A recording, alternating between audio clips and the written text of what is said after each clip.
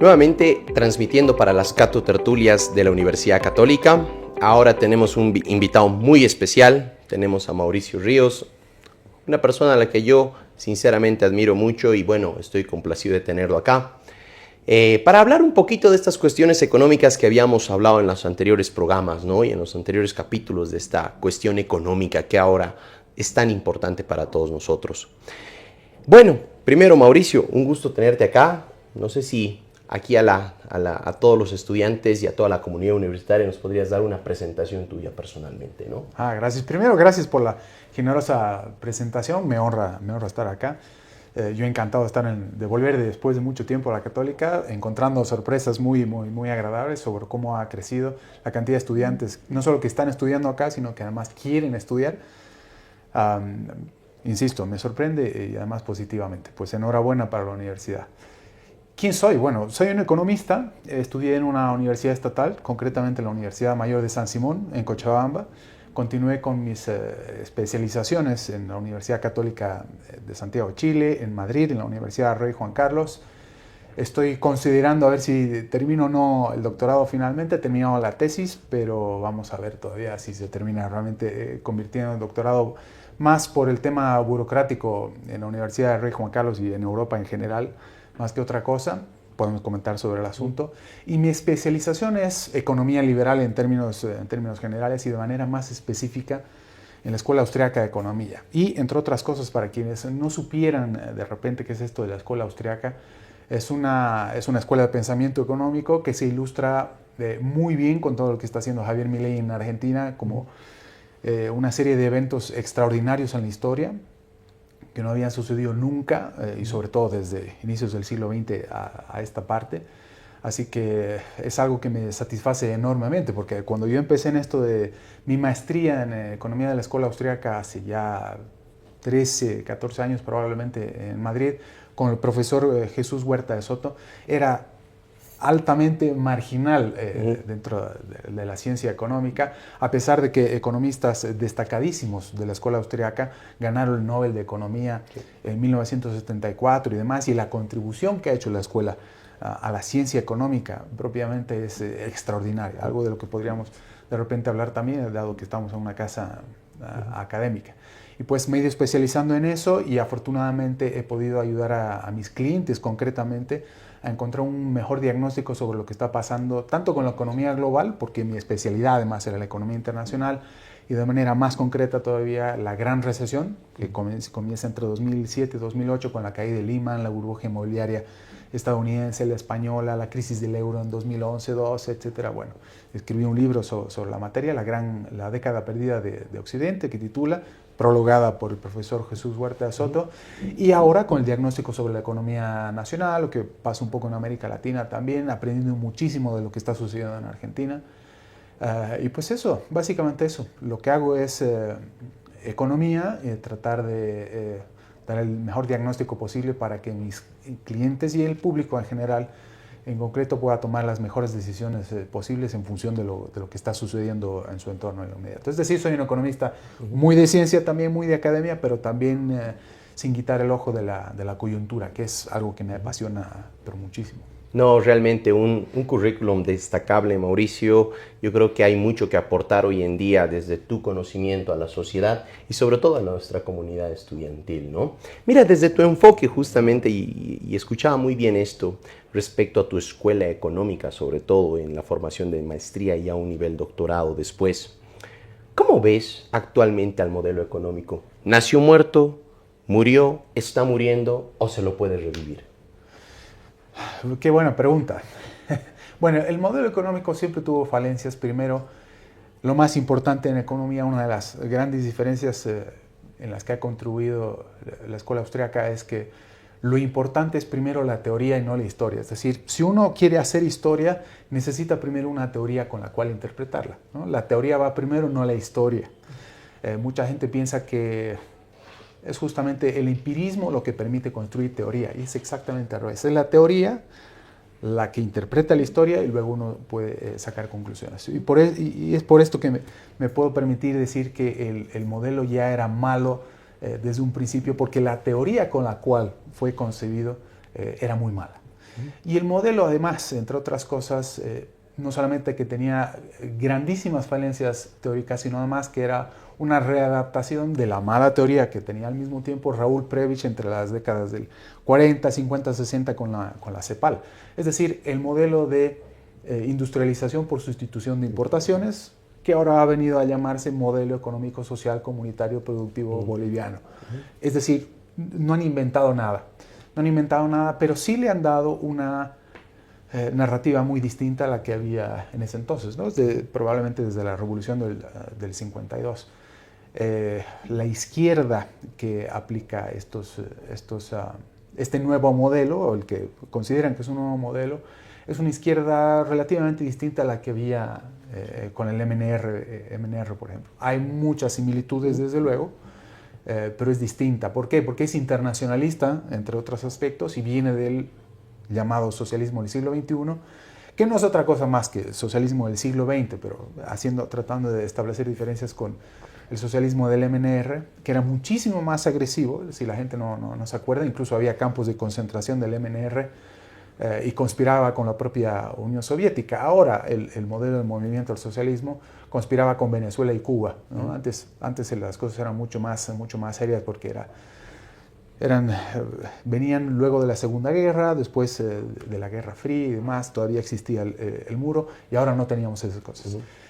Y el modelo tiene muchísimo de mercantilismo. Mucha gente de izquierda y además radical acusaba al gobierno de Evo Morales y al mismo de Arce Catacora por no ser suficientemente de izquierda y no ser suficientemente indigenistas y no ser suficientemente agresivos, ¿no? Es decir, y muchos los calificaban incluso como que son de derecha. Ahora que el modelo ha fracasado, o que la evidencia acompaña el fracaso del modelo en lo teórico, y que la economía está en la ruina absoluta, tratan de separarse un poco, ¿no? de cómo ha sido concebido el modelo, de que en realidad es un modelo propiamente de izquierda tradicional.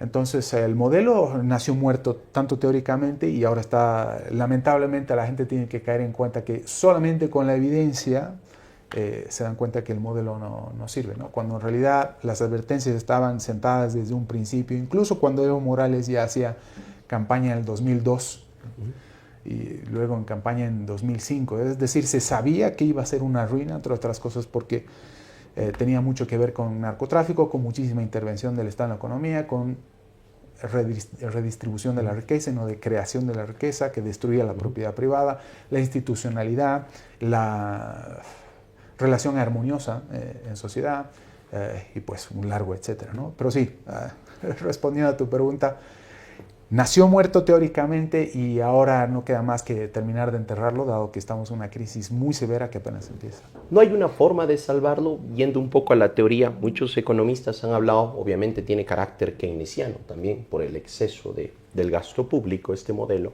¿Habrá una forma de salvarlo, darle ese último suspiro, justamente mediante un endeudamiento, podría ser, mediante mayor emisión monetaria, mediante mayor gasto público? ¿Habrá alguna salida desde este punto de vista keynesiano? No, en absoluto. Entre otras cosas porque el modelo se basó primero en un gasto extraordinario, es decir, un incremento del gasto público de manera extraordinaria, un incremento extraordinario también de la deuda pública, tanto interna como externa. Para darse una idea, tenemos una deuda alrededor del 16% del Producto Interno Bruto entre 2006 y 2007, y la deuda la dispararon en 550% solamente hasta 2019. Y a partir del 2019 hasta la fecha, el incremento ha sido todavía mayor. Es decir, este dinero no funciona sin economía. Perdón, esta economía no funciona sin dinero ajeno.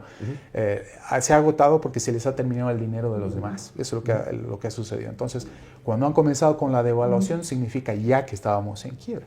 Porque la devaluación no es otra cosa más que, o las devaluaciones no son otra cosa más que un mecanismo de autofinanciamiento de los gobiernos. Entonces, a partir de que comienzan a financiarse creando dinero de la nada, pues uno cae en cuenta de que es un absoluto fracaso. Entonces, ¿qué explica los últimos 2-3 años de crisis económica? Es el hecho de que han tratado de conseguir financiamiento de donde no había, y ahora ya no hay forma de conseguir financiamiento ni por medio de más deuda, ni por medio de creación de todavía mayor deuda interna. Entonces, terminó colapsando. Esa es la gran característica de la crisis ahora mismo. Se les ha acabado el dinero de los demás y lo único que resta es terminar de sepultarlo para que la economía vuelva a cambiar, para que se readapten los factores de producción, para que se reasignen los factores de producción y esta economía comience a crear riqueza alguna vez en la historia de este país, que vamos a cumplir 200 años. Sí. Me gusta mucho este término que dices, se les ha acabado el dinero de los demás, ¿no? Y es un término interesante para entender el modelo actual, que solo necesita básicamente dinero para poder generar o al menos redistribuir, ¿no? Básicamente. Bueno, yendo un poquito a esta otra parte, allá hablando del endeudamiento, ¿no? ¿Tú crees, ya se ha hablado, muchos candidatos a la presidencia y algunos economistas también han dicho que nuestra única salida es endeudarnos, ya sea obviamente con la única institución que es el FMI, que en este caso nos podría dar un rescate financiero, porque como país es muy difícil acudir a otros lugares por nuestro riesgo alto? Entonces, ¿tú crees que esa sería la nueva salida, ir al FMI, refinanciar la balanza de pagos para generar estabilidad macroeconómica? ¿O cuál ves que sería otra alternativa mejor? No, lamentablemente todas estas discusiones que las hemos tenido tú y yo también, o comentando qué es lo que está sucediendo con la economía del país, se ha resumido a una discusión meramente tecnocrática, ¿no? Se resume en esto de dónde conseguimos dinero para tratar de salvar la economía, cuando en realidad quienes hablan de conseguir más dinero por medio del endeudamiento, sobre todo de externo, hablan de unas cifras pero extraordinarias, de las cuales no se hablaba ni siquiera en el entorno de la pandemia del 2020-21, se refieren a que necesitan esa cantidad de dinero para rescatar el modelo, que no es lo mismo que rescatar la economía. Rescatar la economía significa, entre otras cosas, desmontar este modelo, primero el Estado plurinacional y luego el modelo económico que lo acompaña, para, como decía más temprano también, para que esta economía por fin alguna vez en su historia comience a crear legítima riqueza de largo plazo. Entonces se necesitan reformas estructurales muy ambiciosas. No se trata simplemente de alguna medida para la balanza de pagos o a ver cómo conseguimos combustible para mañana, etc. El cambio tiene que ser verdaderamente radical y ambicioso, y yo creo que los candidatos lo saben, pero no quieren mencionarlo porque tienen el temor a perder votos. Pero estamos en una situación ya tan crítica que mi humilde opinión es que el candidato que no se atreva a decir la verdad, así como me gustaría, como hizo Milei en Argentina, pues justamente va a perder votos. Si no dice la verdad con el temor de perder votos, pues justamente lo que va a crear o lo que va a provocar es no ganar votos. Aquí tiene que ganar primero el que sea capaz o tenga la valentía de decirle a la gente la verdad. Y segundo, que la gente ya está tan cansada de que no se les diga la verdad, de que se postergue y prolongue la agonía, y que no se le ponga el cascabel al gato, de que les van a terminar quitando el voto. Y probablemente eso provoque el prolongamiento de la agonía, más crisis, que sea una crisis más profunda y que esto se convierta en un escenario muy similar al que teníamos en Argentina del 2017 y 2018, que fue un agravamiento considerable de la crisis porque Macri cometió toda una serie de errores justamente por el temor que tenía a que le incendiaran el país. No tomó las decisiones adecuadas que debía tomar los 2 primeros años, es decir, aplicó gradualismo, pero de todas maneras le incendiaron el país. Le faltó un poco de tiempo, finalmente aplicó algunas medidas decididas a medio mandato, pero no le alcanzó. Vinieron las PASO. Al día siguiente hubo una corrida extraordinaria que se llevó buena parte, por no decir que todo el financiamiento que había conseguido el FMI. Entonces ese es uno de mis mayores temores y lo he manifestado cada vez que he podido. Así que estamos más o menos en ese Entonces escenario. sería primero reformas estructurales antes de pensar en cualquier otro endeudamiento o generar liquidez de alguna otra fuente para salvar el modelo.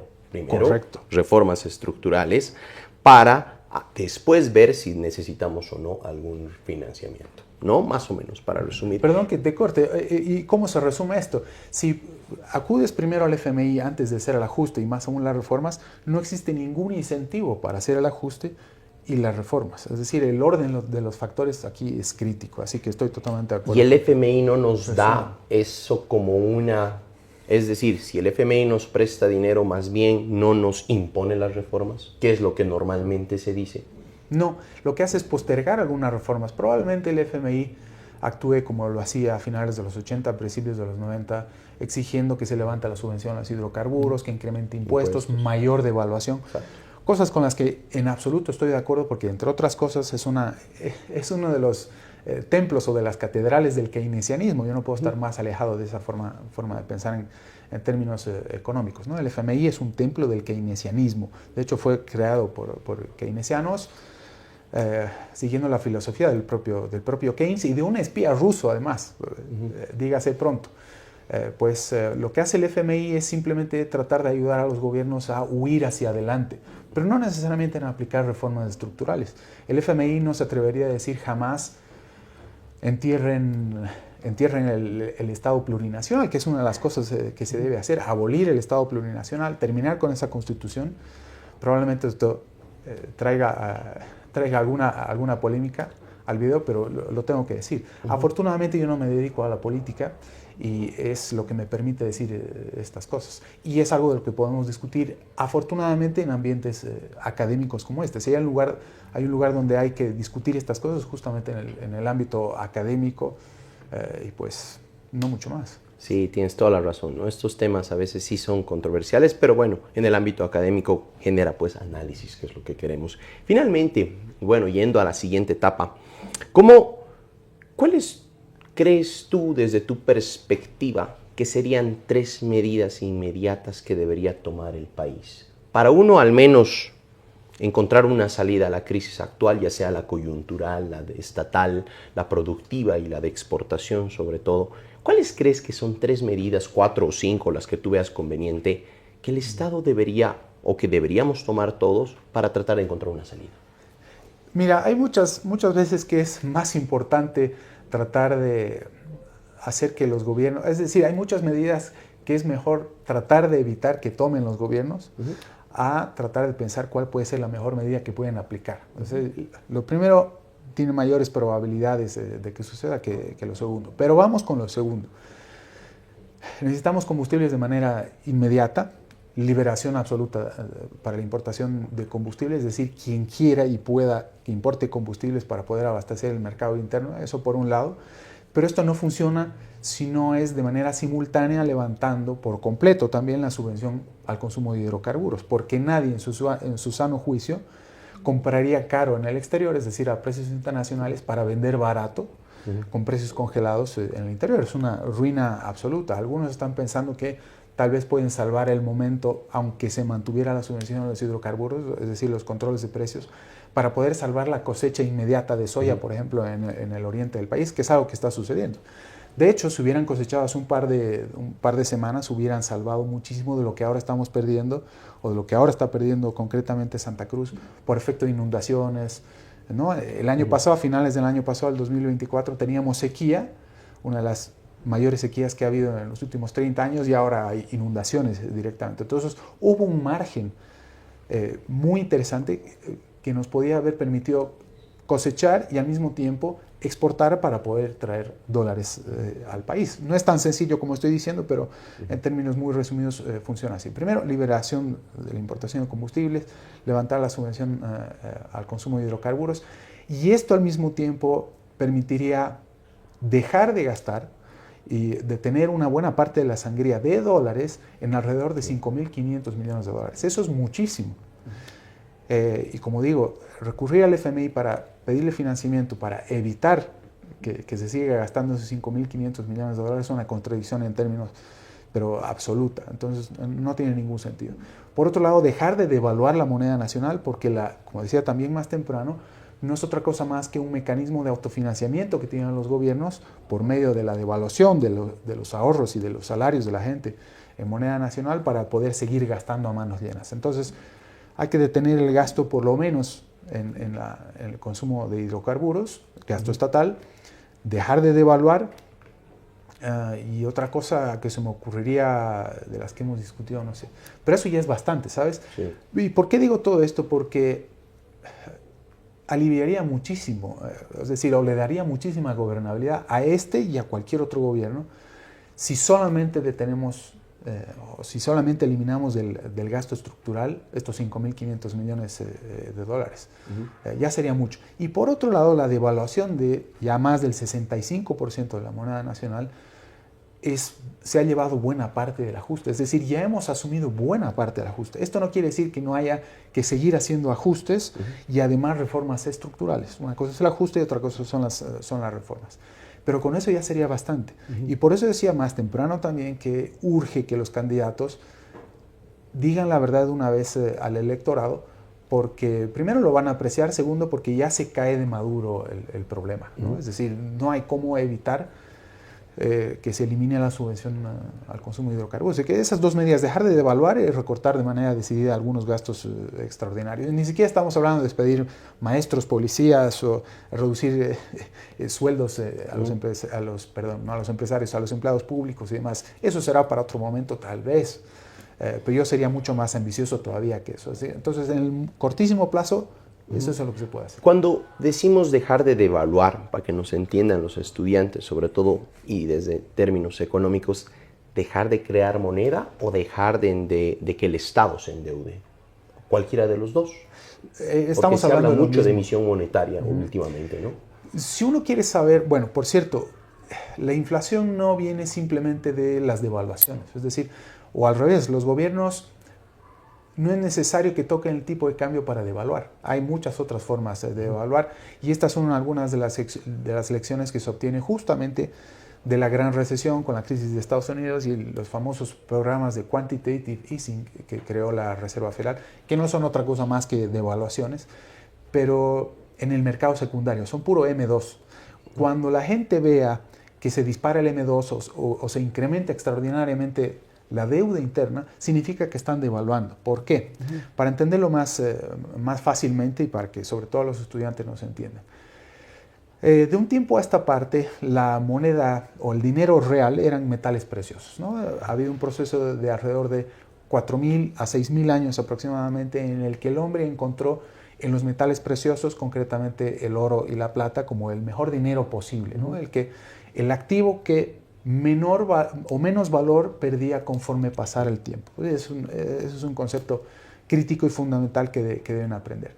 Conforme pasó el tiempo, los gobiernos, en contubernios probablemente con la banca también, encontraron la forma de devaluar la moneda. ¿Cómo? Cuando la gente iba a los bancos a depositar sus metales preciosos, recibían un certificado de depósito, ¿no? Los bancos y los gobiernos encontraron la forma de devolver menos o de crear más certificados de depósitos de la cantidad de oro o metales preciosos que habían depositado realmente en el banco. Entonces, conforme pasó el tiempo, todavía más cerca al presente, esos certificados de depósito se terminaron convirtiendo en el dinero, ¿no? Es decir, sí, los gobiernos terminaron nacionalizando la verdadera moneda que eran los metales preciosos. Me estoy refiriendo al patrón oro clásico y demás. Bueno, de un tiempo a esta parte, el dinero se ha convertido en una deuda por completo que emiten los gobiernos, ¿no? Entonces, si incurren en una devaluación, lo que en realidad están diciendo es que a partir de ahora, a partir de la devaluación en la que estoy incurriendo ahora, en realidad yo estoy incumpliendo la deuda a la cual yo me comprometí darte después de determinado tiempo y ahora te voy a devolver menos. Eso significa, no es otra cosa. Los billetes que nosotros tenemos y con los que pagamos, los nacionales, son deuda del gobierno. Cuanto más billetes hayan por encima de la demanda en el público, significa que el gobierno se está endeudando cada vez más y que por tanto existe menores probabilidades, conforme lo hace, de que nos devuelvan la deuda que tenía con nosotros en un principio, ¿no? Entonces es por eso que vale menos. El gobierno está incumpliendo sus promesas de repago. Esa es básicamente la idea. Hay varias maneras de explicarlo, pero esta es una de las más fáciles de entender, creo yo. Entonces, las devaluaciones son siempre una ruina y significa que el gobierno se está financiando con nuestros salarios y nuestros ahorros. Por eso yo, entre otras cosas, me atrevo a proponer la dolarización para que no exista la posibilidad de los gobiernos de emitir la moneda nacional o nacionalizar el dinero y nosotros utilizamos una que es comparativamente menos, un dinero comparativamente menos erosionado que la moneda nacional, que el boliviano. Esto es parte de otra discusión teórica también, pero es parte de lo que yo humildemente propongo y planteo en el país para que ningún otro gobierno, nunca más ni de izquierda ni de derecha, arriba, abajo, tenga la posibilidad de recurrir exactamente, de devaluar, recurriendo al deterioro de nuestros salarios o de la capacidad adquisitiva, el poder adquisitivo de nuestro dinero. Perfecto, ¿no? Una hermosa explicación para entender la cuestión específica de la devaluación y cómo se fundamenta, ¿no? Y bueno, a futuro, ¿cómo tú ves a la economía, honestamente? ¿O cómo podrías ver a futuro a la economía? ¿Qué potencialidades tiene? ¿Cuáles son sus debilidades? Más básicamente, ¿cómo vemos esta perspectiva económica en unos años?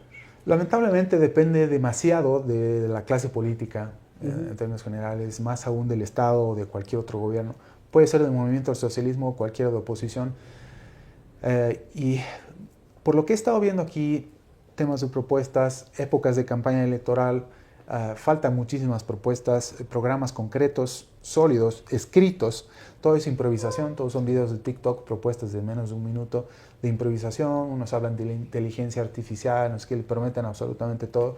Y lo que yo estoy viendo en realidad es que faltan ideas. Primero que falta doctrina filosófico-política por parte de la gran generalidad de candidatos para entender la realidad o para interpretar la realidad y lo que está sucediendo. Como decía también, la crisis o la discusión sobre la crisis o sobre cómo salir de ella se ha reducido a discusiones meramente tecnocráticas, cuando en realidad aquí se necesita muchísimo más, ¿no? Se necesita por lo menos una doctrina, puede que esté equivocada, pero que por lo menos sea sólida, que sepan entenderla para poder interpretar la realidad. Como digo, hay muchos candidatos que no se han dado la mínima tarea de crear un partido político en los últimos 20 años, por ejemplo, y eso dice muchísimo, ¿no?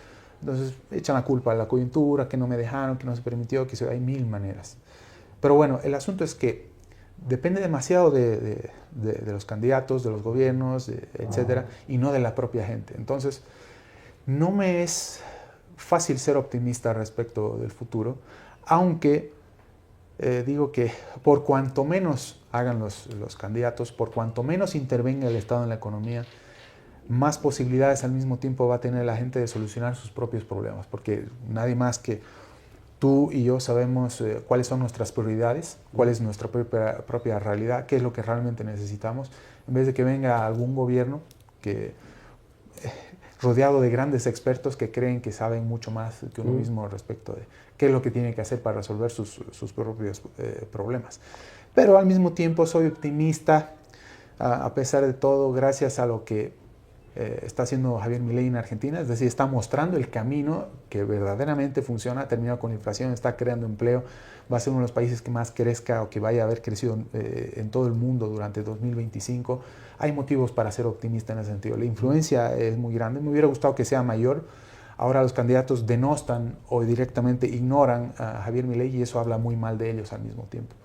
Yo sigo a Javier Milei no porque comparta cierta filosofía política, que sí, evidentemente, ambos somos de la Escuela Austríaca de Economía, pero está demostrando que las medidas, es decir, seguir una buena teoría, puede sacar realmente al país de la absoluta ruina, ¿no? Porque Argentina no está en la ruina desde hace 3, 4, 5 años, sino los últimos 80 años, son décadas de ruina y decadencia en Argentina. Es algo extraordinario, digno de por lo menos estudiar y no simplemente denostar para ganar un par de votos más, ¿no?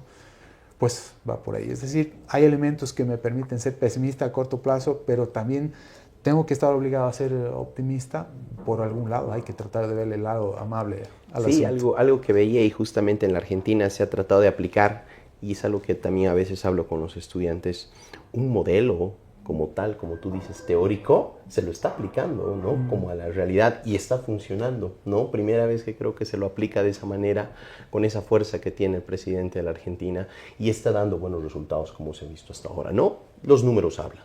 Finalmente, algo importante, creo, ¿tú qué consejo les puedes dar a aquellos estudiantes que están detrás de las pantallas, comunidades estudiantiles, respecto de tu experiencia para el estudio de ciencias empresariales, economía, algún libro quizás, alguna recomendación o algo desde tu experiencia? Sí, una sola. Si tuviera que hacer una sola recomendación, siempre desde una posición de humildad, es que siempre tengan espíritu crítico, que lean mucho, que cuestionen, que no se queden simplemente con la idea de aprobar el siguiente examen. Es muy importante crear una forma de pensar propia y que no es, que sería un gravísimo error creerle lo que dice al próximo experto que van a ver en televisión, tanto en televisión como en TikTok hoy en día, que han proliferado los expertos en criptos, en bitcoins, etcétera, cuando en realidad lo importante está en los libros clásicos, los tratados de economía, y aquí recomiendo alguno, por ejemplo, La acción humana de Ludwig von Mises, que está disponible gratuitamente en la web, en español, en inglés, que lean no solamente textos de economía de la escuela austríaca, sino de la escuela de Chicago, también los propios keynesianos. Hay que leer también a Marx, hay que saber quién era Marx para tener capacidad de criticarlo y, como digo, tener espíritu crítico para saber también cómo piensan los gobernantes. Hay que leer a Tony Negri, hay que leer muchísimo, leer y siempre con espíritu crítico y no creerle siempre al experto que uno ve en la televisión, que cree que simplemente es famoso por algo. No, hay que cuestionar absolutamente todo. Simplemente eso, con hacer las cosas con espíritu crítico y tener muchísima ambición por adquirir conocimiento, no solamente de la universidad, sino de manera paralela, pues es muchísimo. Yo creo que con eso ya han ganado bastante. Perfecto, gracias. Yo creo que ese sí es un gran consejo para toda la comunidad universitaria que nos está mirando. Obviamente, ser autocrítico, ser autodidacta, leer de todo tipo de autores para nosotros poder tener un análisis crítico de lo que estamos viendo.